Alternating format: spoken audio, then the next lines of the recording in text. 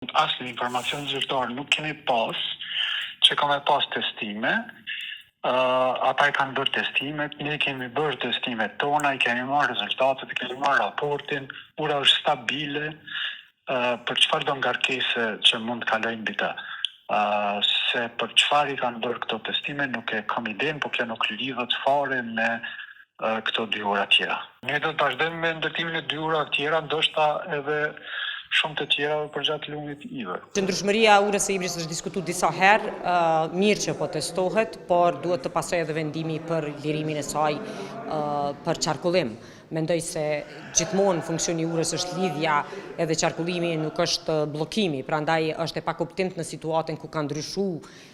rëndësisht rrethana të sigurisë për të mirë,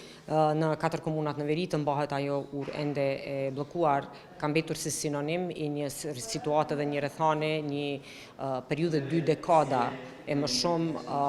të frikës e natyrisht edhe të ndarjes, e është momenti unik, pozitiv, që edhe para zgjedhjeve lokale të merrej një vendim dhe të ketë një dakordim të përbashkët me të gjitha palët që ajo urë të jetë në funksion të asaj për çfarë është ndërtuar. Unë kam qenë pjesë edhe në nënshkrimit, po edhe involvimit që ura o dashur të hapet shumë më herët, fatkeqësisht ka mbetur kështu, por që edhe këtu tash shoh në prag të zgjedhjeve lokale lojra dhe, si më thonë, nuk e pres që